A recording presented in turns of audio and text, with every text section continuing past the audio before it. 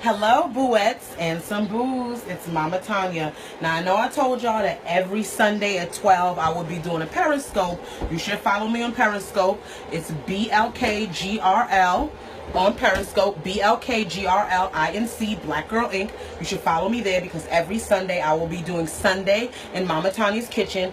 But today is my daughter's birthday. Yay! She turns 2. We bought her a cake, but I'm also going to make that lemon pound cake I told you about from Nicole Taylor's book. Her book, the Up South Cookbook. So we are doing her lemon pound cake. I just wanted to take y'all on this little journey from me. It's very simple. Now, this is a very dense, a very sweet pound cake. Okay, so if you are watching your weight and you do not want to give yourself a little treat, this is all calories, all fat, all sugar, all yum yum. Okay, you're talking about 6 eggs, 3 cups of sugar, 3 cups of flour. Like, this is some real shit right here. So if you on here, you a vegan or you about to get all health conscious, Mama Tanya, that's not healthy. It may not be, but it's damn good. So we're gonna get right down to it. Now, this is my KitchenAid, Shaquanetta. I love her very much. Yes, she has a name. Her name is Shaquanetta. If you are if you about your bacon chops at all, you need to get you a KitchenAid. Okay, I waited a long time for this. I finally bought myself one 2 years ago. It was on sale in Target. It was pink just like I wanted it. This is a big bitch here. She don't take no shit. Okay, you got your dough hook. Okay, if you're making a bread or a thick dough. We got our paddle hook, which is our our paddle, which is our most used one. And then over in the stash, I got the whisk for when you want to beat things. So we're gonna get started. The recipe calls for cream cheese. Cream cheese is what's going to give you your density. So we're going to cream our cream cheese and cream our butter. Now, you want to cream things. When you cream things when you're baking, if you have any baking recipes that you really like or you're experimenting, let me tell you what creaming does. Creaming aerates your fats, okay? And what that does is that's great for texture. It is going to give you something that is very fluffy. So a lot of times you will actually hear it say whip or beat until fluffy. So that's going to bring the air into your cream cheese, the air into your butter. It's going to aerate it, and it's going to give it a very fluffy texture. Now, if I could just get the cream cheese open, we would be good money. Food Network material, huh? Food Network material, huh? Food Network material, honey. That is me. Y'all know anybody over there and they looking for some like real down-to-earth black home hood chefs? Tell them to call me, honey. Mama trying to get these coins. So you're going to put your cream cheese in there. You need 1 8-ounce package of cream cheese. 3 sticks of butter. Like I said, this is not for the faint of heart. If you got heart problems, thank you. If you got heart problems, you probably want to stay away from this. And I know some people are on the coconut butter kick. Coconut oil. I love coconut oil. You can sub coconut oil, basically measurement for measurement. I don't think I would do it in this particular recipe. It has a very different texture than butter. It's got a very different taste than butter. Part of this pound cake, or any pound cake for that matter, is that you want a deep, rich, buttery taste and texture. And coconut oil is just not going to give you that. So if you're trying to veganify this this recipe, this cake, let me know how it works out and share the recipe with me. But I'm a firm believer that some things need to just be left alone. Everyone likes your KitchenAid. Thank you. That's Shaquanetta, honey. She deserves all the respect. You better put some respect on her name, honey. Is we finish it? Is we done? We ain't even got it started yet. So now we want to cream. Now, she didn't say, what to beat it on. I would say go for medium, okay? You lock your KitchenAid, you lock your mixer, and you want to put it like right between the 2 and the 4. You want to do it on medium, and I would say beat that till it's fluffy, probably like a good 2 or 3 minutes. I'm just gonna knock it up to 4 because we ain't got all night.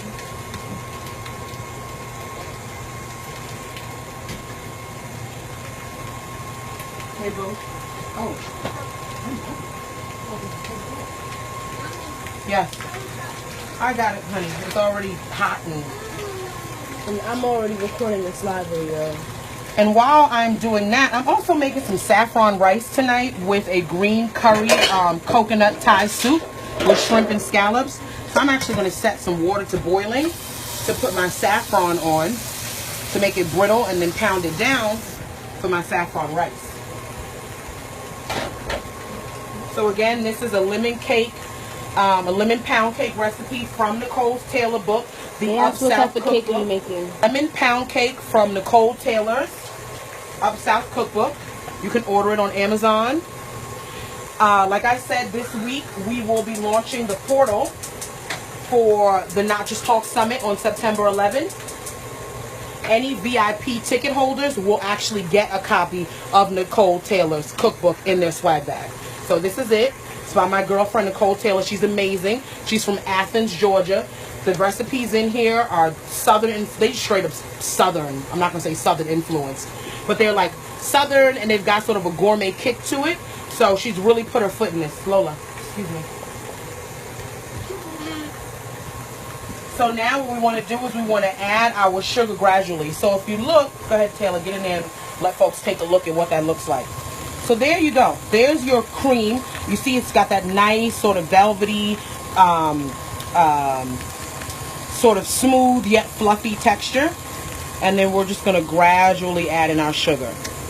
You don't want to pour it all in at the same time because you're trying to work it in gradually. You want it to really evenly get in there.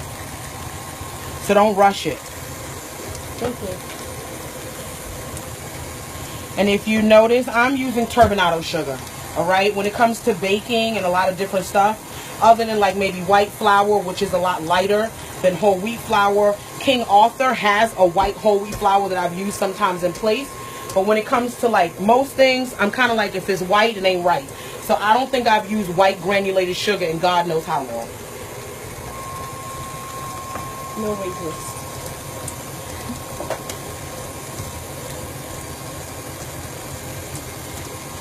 So you start creaming, you start putting the sugar in with your cream butter and your cream cheese, and you start to see it starts to sort of expand, get really full. You want to add it gradually. Don't pour it all in at one time. And you want to just work it in there. Don't say you were truly an inspiration. No. Okay. You don't have to tell me all the comments, sweetie. She appreciates that.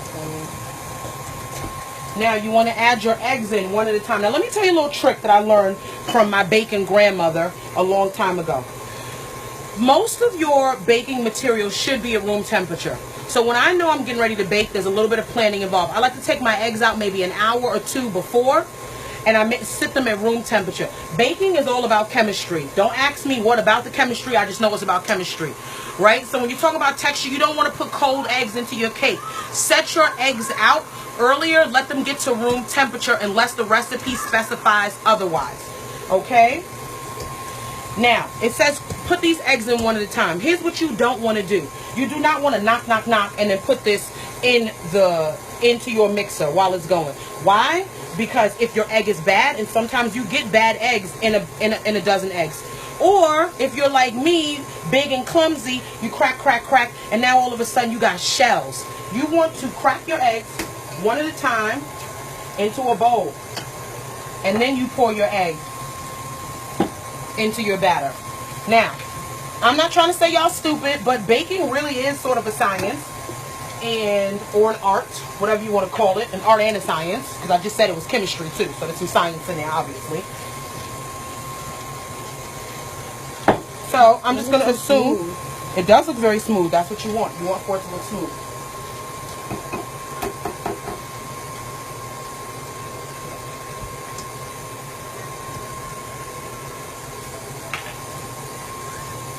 That's our third egg. Now, like I said, this is not for the faint of heart, honey. 6 large eggs. If you got heart problems, this cake is not for you, baby. Do not be sending me a text message or a message later talking about Mama Tanya put you in the hospital. I told you from Jump Street, if you got heart problems, this is not for the faint of heart. Do not eat this cake. This is our 5th egg. Number 6, go in. And number 6, if you're like me, you have a garden, eggshells, great for your garden. Put them in your compost bin. Don't have a compost bin, but you know somebody that does, stick them in the freezer and take them to the compost bin. There's a lot going on here tonight. I'm just going to throw these eggshells in the garbage, though.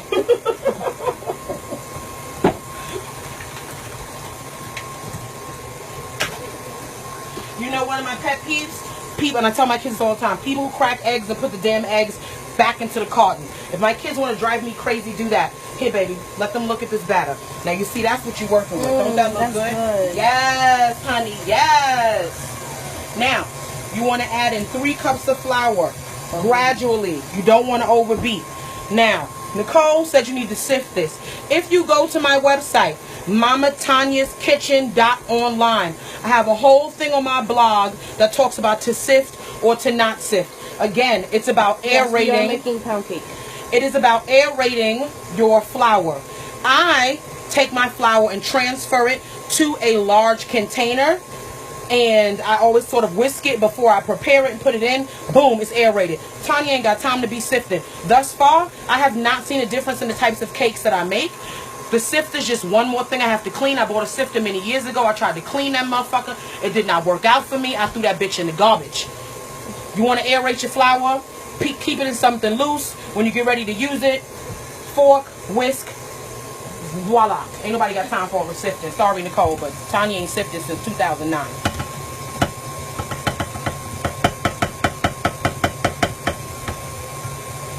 So you want to add that in gradually. Here I kind of slow it down a little bit because unless you've got one of those artisan bowls, I am getting a second KitchenAid. It's going to be canary yellow. I've already got her name picked out. That's going to be Julia. Okay? Oh, she big and pink and loud as Shaquanetta. Julia is she yellow. She a little more demure. She got a bowl that goes around her, the artisan one. And you got a funnel. So you can just put it in there and it don't get everywhere. Shaquanetta, she a little more ratchet, honey. Shaquanetta, yes. You cannot just be throwing flour in her. She get it all over everything.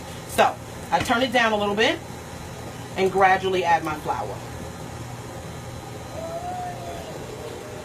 You want to be careful not to overbeat because, again, that's going to mess with your texture. Your best friend,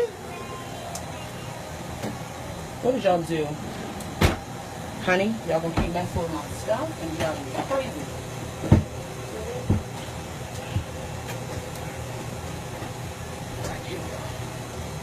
Okay, your best friend, this little bad boy right here. Get you a good one. A good one costs you about $3, $3. Okay? You want to get you a rubber spatula so you can work down your sides. Because you're going to get flour on your sides, you want to work down your sides.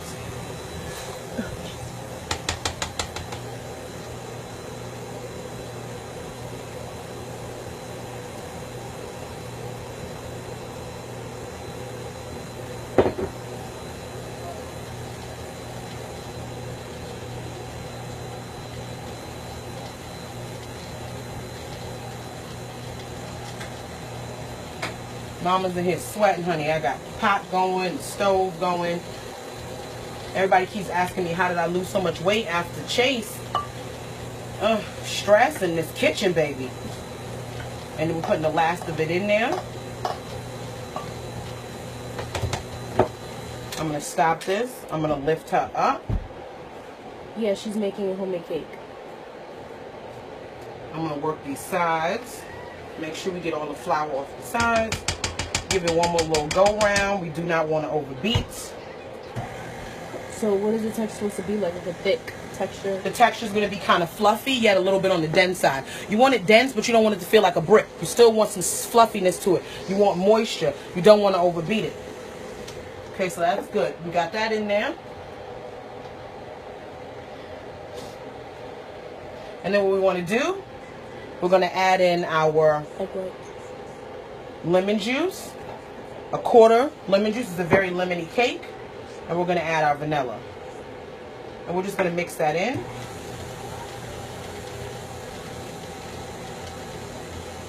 Until well blended. Again, we don't want to overbeat. So once you see that it's sort of absorbed and you don't have liquid just sort of floating on the top, this is a thick cake. That's it. Now, what I should have done before I got started doing my prep, but I didn't, you want to get your bundt cake or whatever cake you're going to put in. This really should go in a bundt cake, okay? And you're going to flour, you're going to butter it, and you're going to flour it. Oh, shoot. Yeah, that's whoops, sorry. Oh, that's like, you know, when you get a little too excited. No, you cannot. Take your fingers from over here. Thank you. So we clean off our paddle here. Can I taste? Okay. Go ahead. That's lemon. And I did that. Okay, so what you've got here is a very thick. You see that? Oh, I get it. Okay. So it's going to be very thick. It's very smooth. It's velvety. So you're going to have some density to it. That's what the cream cheese is giving you, right? And your 3 sticks of butter, your 1.5 cups of butter. But there's still a fluffiness to it. Okay? So it's still going to be light. The texture's not going to be like a brick. Okay? And that's what a good pound cake really should be like. A lemon pound cake. A lemon pound cake. Yes. Okay? Where did you put my bundt cake, honey? So, this is what you're going to do. I turned it by accident. Oh. Okay, so what you're going to do is you're going to get down there and get that bundt cake. Go ahead, boo. Mommy ain't built for all that, honey. I don't drop it low for 6 kids. Oh, so, this is what I had you for. Get the bundt cake. Here. Hold on. I need some sort of light. You need a flashlight? Huh? Yeah. You need a flashlight? Oh, I can't use a flashlight right now. Because it's on camera. Okay. Just look back there and get the bundt cake, please. You got these folks waiting. This is why I told you all of when we arranged, I said put all those baking stuff towards the front because it's what I use pretty often. Mommy, can I see the batter? Mommy? What? Can I see the batter? Ta-da! So if you don't know what a bundt pan looks like, this is a bundt pan, honeys.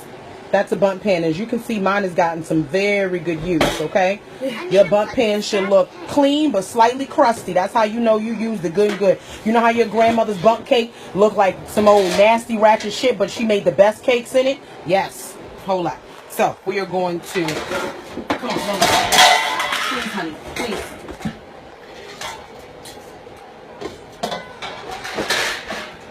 Okay, so we're going to rinse this out.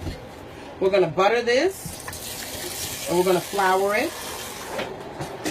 Now, Nicole's recipe calls for a lemon glaze.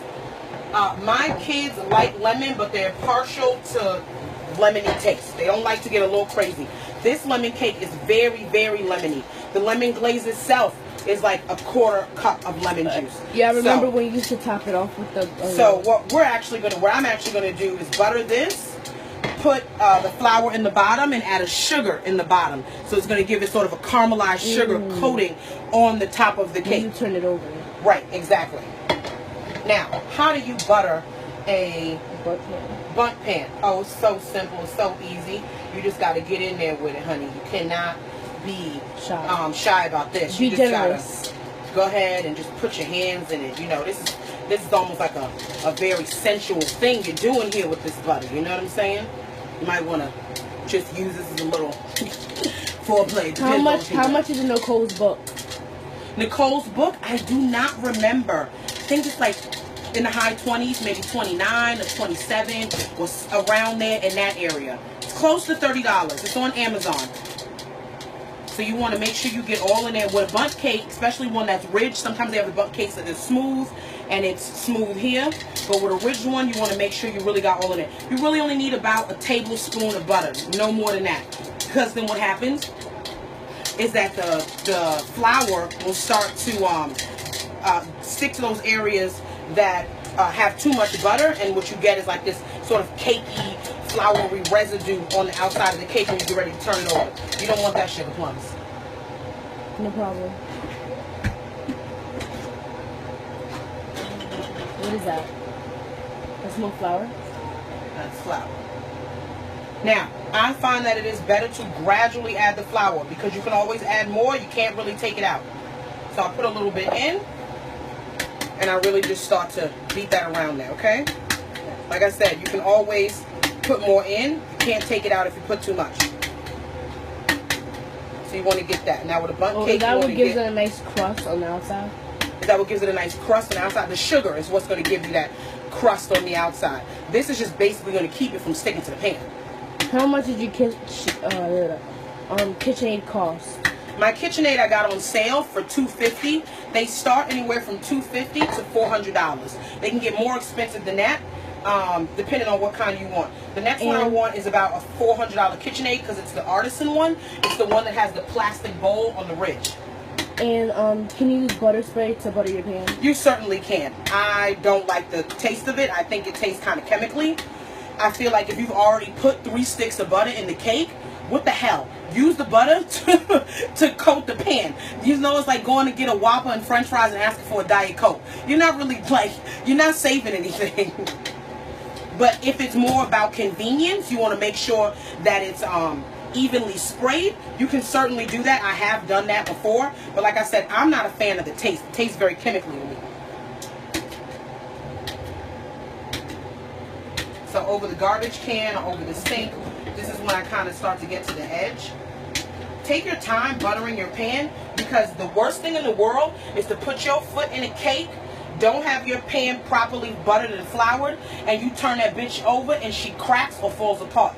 You want to hit something. You want to kill something. You want to just take everything in the kitchen and throw it on the floor. So take your time and just make sure that you have your bundt pan or your cake pan or your loaf pan, because this is also 2 loaf pans. If you want to make this and put it in a loaf pan, you can do this in 2 loaf pans. Don't you have like more than one of those, or do you only have Well, I only have 1 bundt pan. I have a crap load of loaf pans. I have about 7 or 8 loaf pans because, you know, I'm always making the bread and the stuff like that.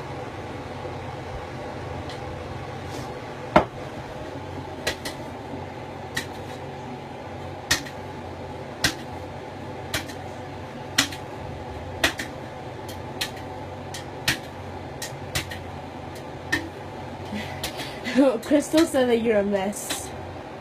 Why am I a mess, Crystal? Crystal Lewis. Oh, hey, girl. But why am I a mess, Crystal Lewis? Why I gotta be a mess?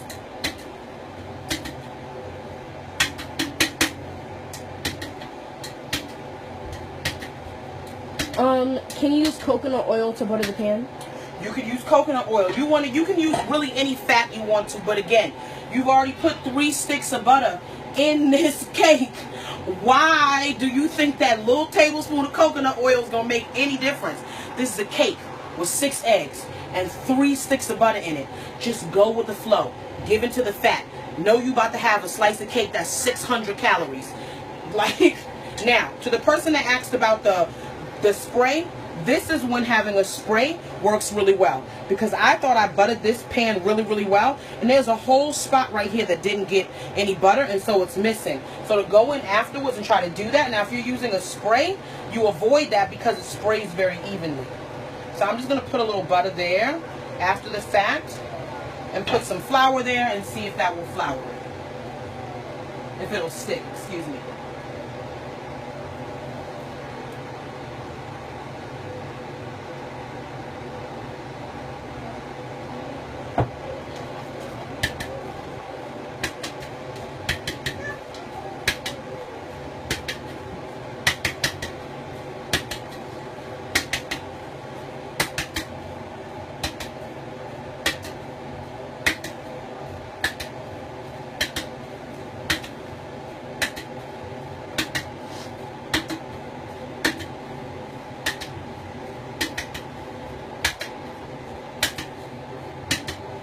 And then any extra flour, you turn it out.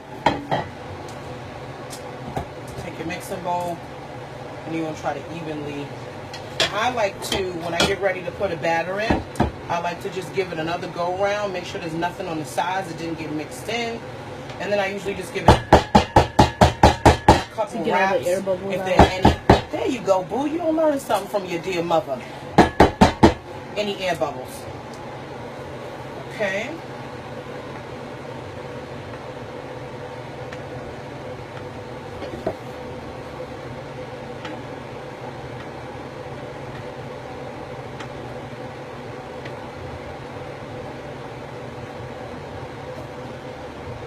You're not going to put the sugar in, Mommy? No, I forgot to put the sugar. Should have reminded me before I put the cake in. Well, they just commented because I just got reminded too. Okay. So I didn't put the sugar in the bottom. But you can, I usually do.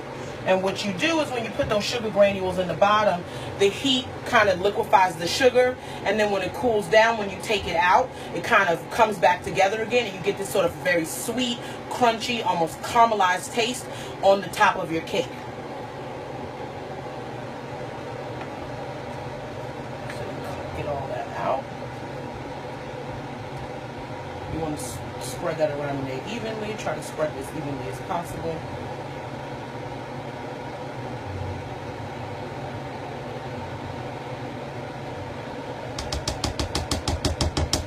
Hi, Janine. They come to New York if you want some. Okay, so we got that. Put that back. Now this whole time I'm in here sweating. Not only because I'm working hard, because I'm in this little ass kitchen with no windows, and the oven has been going at 350 on a summer day. That's how much I love y'all. You want to get a cake pan? Oh, look at that batter. Excuse me. I'm at a cookie sheet. I always sit on top of a cookie sheet. What that does is if your cake starts to puff up, if for any reason there's something that you haven't done correctly, maybe you overbeat it, and it gets a little too fluffy, this has got a hole in it, goes over the sides, this will catch it. You will save yourself a lot of heartache in terms of cleaning out your oven later if you put your cake pans when you are baking cakes on top of a cookie sheet. How much sugar would you have to put at the bottom? Because everyone would expect you to put the sugar Okay, in. I actually kind of just eyeball it. Probably measures out to maybe about a tablespoon. I just put a little in my hand and just sprinkle it in the bottom. You don't want a lot of sugar. This already has 3 cups of sugar in it. Okay, it's going to get a nice crust on the bottom regardless because of the recipe. You don't need, the sugar is just a little bit for texture, and because I'm not putting the glaze on it, and it's kind of got that kind of caramelizes when you put it in the oven, but you don't need a lot of it. Maybe a tablespoon. It quite possibly could be less. Sorry, this is for, you know, so my child don't kill us in our sleep. Set a fire. And then you want to put it on your middle rack. Okay, and you want to watch this. This says let it bake for about an hour and 30 minutes. But everybody's stove is different. Okay, I'm over here, babe. Okay. So everybody's stove is different. I put this on top of a dark cookie sheet at 325. It probably isn't going to take me an hour and 30 minutes. It might actually take me a little bit less because it's on something dark, and that's going to increase the heat. Okay, so you want to watch it. You want to get a cake tester, or you can do it old school and just get you a toothpick. And what you want to do is put your cake tester in towards the middle of it. If it comes out clean, okay, with just some crumbs on it, then you know that it is that it's finished. I would say check it around that 45-minute mark. You want to come back and kind of look at it. If you sort of see that it's gonna rise, and then when you set it out and let it cool for about an hour, it will go back down. Okay, you want to kind of maybe press the top. If it feels like it's still sort of wet on the inside, or it feels like it's about to collapse under a gentle but firm touch, then it's not ready yet. The toothpick or the cake tester will never lead you wrong. But check your cake. Okay, if it looks like the outside is getting brown way too fast, because the thing is, this says, you know, whatever it says, but stoves actually need to be calibrated. Any good cook, right, any knowledgeable cook, and I know better and I don't have one, I gotta go get one, you want to put a thermometer. There's oven thermometers you can put inside the oven. That's going to tell you what the true temperature inside the oven is. Okay, because they get all wonky and need to be calibrated. You'll put it on 325, and in fact your oven is actually getting to 350. 25 degrees is a big difference when you're baking a cake. So you want to watch it. You want to make sure you're really paying attention to what's happening. Don't just set your timer to 90 minutes and then go sit your ass down and watch last night's episode of Game of Thrones and forget about it. You got to pay attention to what you got in the oven, because your outside might cook too fast and then your inside's not cooked, and then you catch it too late. You try to turn it down, but now what you got is a kind of burnt or overly crusty outside and a very underdone inside. Deneen wanted you to save her piece. Deneen, girl, bye. In any event, so I will check back in with you guys in about an hour and a half, maybe 2 hours, let you see what the cake looks like. Right now, I need to make my saffron rice and my green curry for my daughter's birthday celebration tonight. Thanks for stopping by Mama's Tanya Kitchen. Remember, follow me on Periscope, because every Sunday at 12, I will be doing a different dish or a different sort of cooking strategy technique in my kitchen. You can follow me at Black Girl Inc., BLKGRLINC on Periscope, Sundays in Mama Tanya's Kitchen at 12 noon. Thank you, babies. For watching. Bye.